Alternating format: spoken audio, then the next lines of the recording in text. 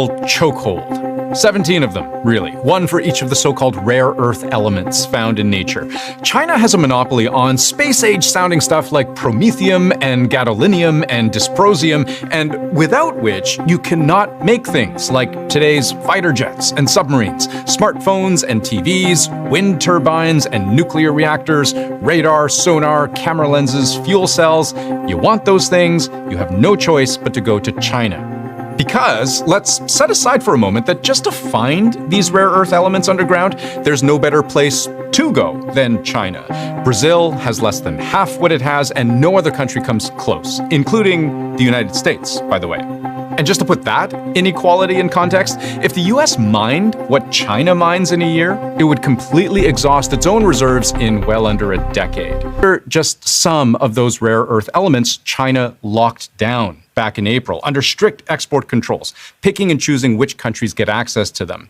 Something like samarium, a critical element of samarium cobalt magnets, incredibly reliable at high temperatures, so you might use one in a missile guidance system or an F-35 jet engine. Are both China and the US keenly aware of what this kind of dependence means? To the mid-90s, the US was the global leader when it came to rare earths. But what gradually began to take hold was this. China has dominated the global supply since the 1990s. It mines 70% of the world's rare earths and accounts for 90% of their refinement, a costly and environmentally damaging process. Control of the sector has bolstered Chinese manufacturing, and it's also crucial for making weapons, including missiles and fighter jets, Beijing's rationale for curbing supply. They're not saying you can't have any, they're saying you have to license. And by the way, we're not going to allow you to have rare earths to make weapons to threaten us with or to use against us. New controls announced on October 9 force companies outside of China to detail how the rare earths will be used before they are given approval to purchase them. Jia Ying's colorful store in South Beijing is easy to spot from a distance. For 10 years, she sold LED lights to customers all over China and abroad. All our materials are sourced from China and assembled in China. This gives us a huge advantage over the products of our foreign counterparts. Those materials include rare earths, a core component of LED lights. Beijing's restrictions on their export are now at the center of China's trade tensions with the United States. In the 21st century, the greatest power on earth isn't oil, gold, or even money. It's something invisible. Something buried deep beneath the soil of nations most people underestimate. Something the world's superpowers are now fighting for, quietly, desperately, and with global consequences. They're called rare earth minerals, the raw materials behind every smartphone, every missile system, every electric vehicle, every satellite, every jet engine, every AI chip, and every modern technology that defines global power.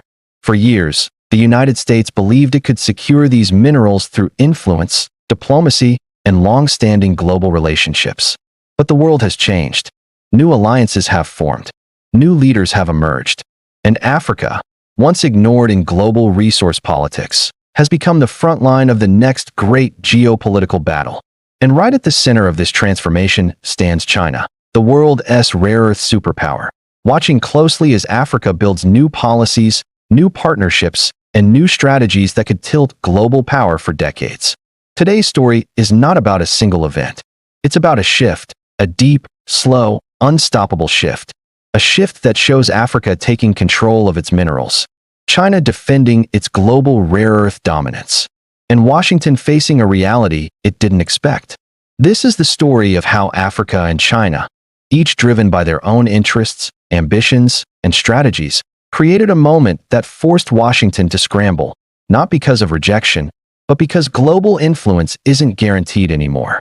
The United States has long feared one thing: a world where it loses its monopoly on power, a world where the countries it once influenced begin to say no, a world where raw materials, the lifeblood of America's industries, are no longer secured by traditional alliances.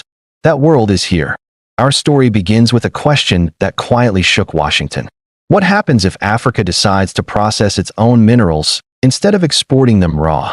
That single decision, made by governments across the continent, fundamentally changes everything. It threatens American supply chains. It strengthens China's global rare earth position.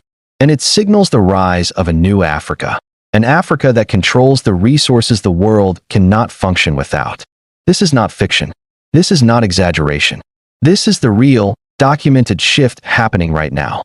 Across the continent, mineral export bans, new processing rules, industrialization policies, and foreign investment restrictions have reshaped how global powers operate in Africa.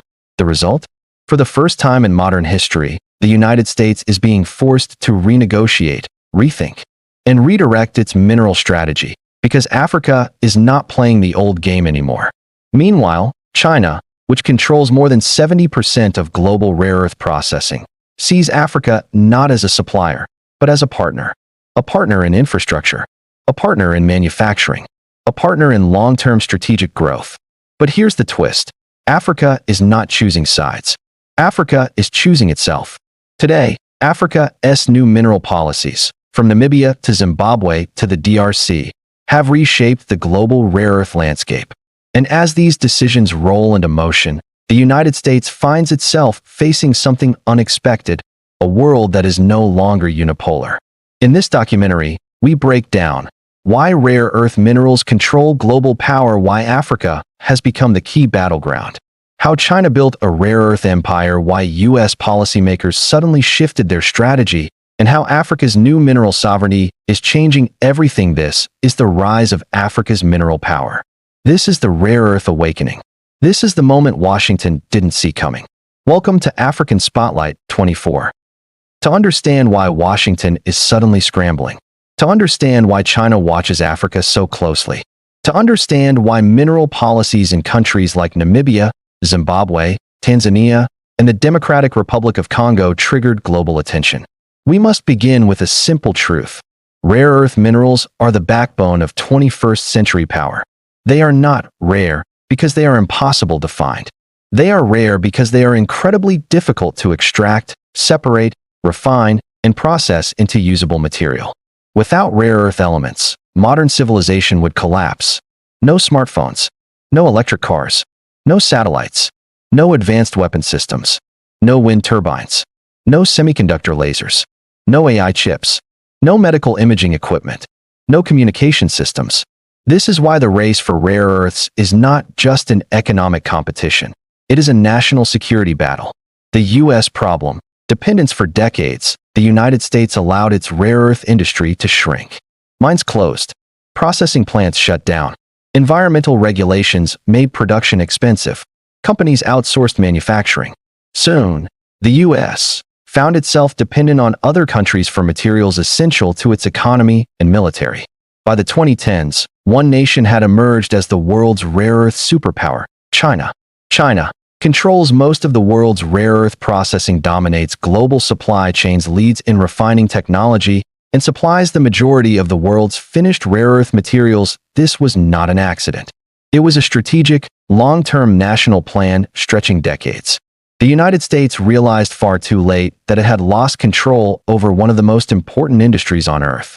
And so Washington began looking outward toward Africa. Why Africa? Africa holds some of the world's largest mineral deposits. Neodymium for EV motors, praseodymium for aircraft components, dysprosium for military systems, terbium for lasers and electronics, scandium for aerospace alloys. Countries like Tanzania, Madagascar, South Africa, DRC, Malawi, Namibia bear some of the richest deposits on Earth. Many unexplored, many undeveloped. For years, these minerals were exported raw, shipped abroad, and processed elsewhere. Africa earned little. Foreign countries earned everything. But something has changed. Africa's new position. Control the value chain. From 2020 onward, African governments began making a historic shift. No more exporting raw minerals. If you want our resources, you must process them here. Zimbabwe banned raw lithium exports. Namibia restricted the export of unprocessed rare earth elements. The DRC and Zambia formed battery alliances. Tanzania rewrote mining laws to increase state ownership. South Africa expanded mineral beneficiation policies. For the first time in history, Africa said, "We will not remain at the bottom of the value chain." This shift has massive global consequences. The United States had hoped to secure stable, long-term rare earth partnerships in Africa to diversify away from China. But new African policies complicate traditional supply agreements. Investors must build local infrastructure. They must create local jobs. They must share profits. They can't just extract and leave. For Washington, this means slower negotiations, higher costs, and reduced control. For China, it's both a challenge and an opportunity. China's rise in Africa's mineral sector did not happen overnight. It was built through infrastructure investments, low-interest loans, construction of industrial zones, long-term government partnerships, technology transfers, mining joint ventures, support for local processing plants. China's approach has always been simple. We build with you. We invest in you. We process minerals with you. This appeals to African leaders aiming for industrialization. But here is where the story gets interesting. China does not control Africa. Africa is not choosing China. Africa is choosing the model that benefits it more. The U.S. historically focused on extraction and trade. China focused on building industry and infrastructure. This gives China leverage. But Africa still has agency. Washington's dilemma as African nations strengthen local mineral policies. The United States faces a tough situation. 1. It wants African minerals, but Africa no longer wants the old trade model. Meanwhile, China already established long-term partnerships, and global competition is intensifying. This creates an urgent challenge for Washington. If Africa and China strengthen cooperation, even indirectly, it becomes harder for the U.S. to secure rare earth supply chains. This is why U.S. officials have been visiting Tanzania, DRC, Zambia, South Africa, Botswana, Kenya, attempting to negotiate new mineral supply agreements, investment frameworks, and industrial partnerships. But Africa's stance has changed. African leaders are prioritizing local factories, mineral processing plants, battery manufacturing, value addition, regional alliances, not old-style extraction deals. The global shift. For the first time, Africa is treating its minerals like strategic assets, not commodities. This shift is so significant that policymakers in Washington are warning. If Africa integrates rare earth processing with China's supply chain, U.S. national security is at risk. It's not that Africa rejected the U.S. It's that Africa now has options. Real options. Powerful options. Options that didn't exist 20 years ago. And this new reality forces Washington to rethink everything, from investment policies to foreign strategy. The tension nobody predicted. When the United States made proposals for rare earth cooperation, African nations didn't rush to accept. Not because they oppose America, but because their economic priorities have shifted. Meanwhile, China is already part of the ecosystem, with processing technology, investment capital, infrastructure, deals, established trade routes.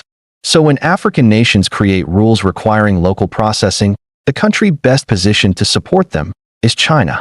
This naturally creates friction, a quiet, slow, but powerful geopolitical tension. And it's this tension that led analysts to describe the moment as a rare earth setback for Washington.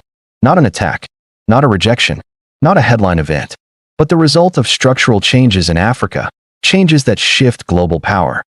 China's rise in the rare earth sector did not happen overnight. It was decades in the making, a meticulously planned strategy that combined economic foresight, political influence, and industrial investment. By the early 2000s, China controlled more than 90% of the world's rare earth processing capacity, a staggering monopoly that allowed Beijing to shape global supply chains at will. For years, Washington relied on China for the raw materials that power critical industries. From electric vehicles to smartphones, defense systems to satellite technology, the United States depended on a country that could, at any time, tighten or restrict exports. This dependency created vulnerability, one the U.S. could ill afford in an increasingly competitive world. Enter Africa.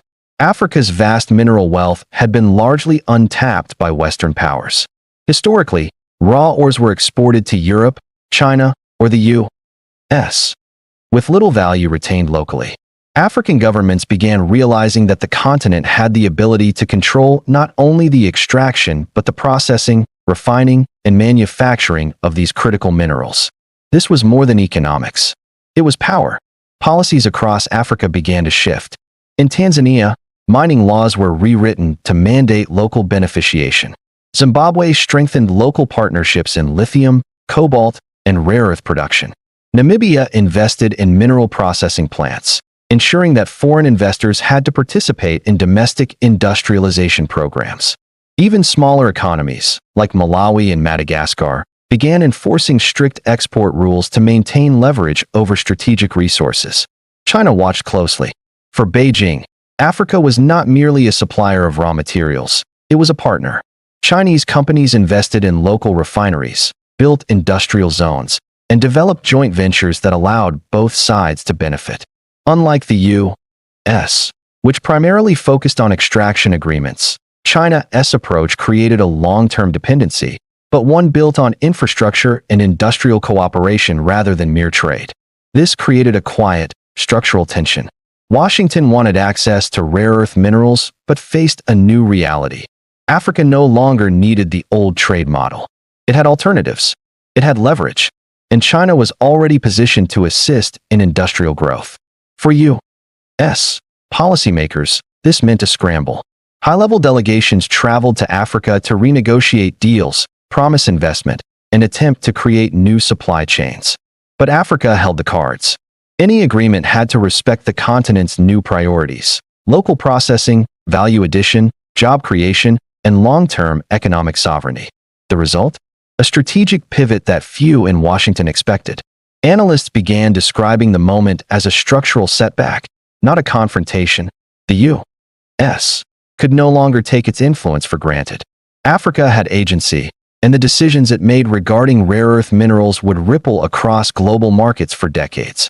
This is the quiet revolution of resource control, a rising Africa asserting itself, a China ready to consolidate influence, and a United States realizing that past strategies are no longer sufficient.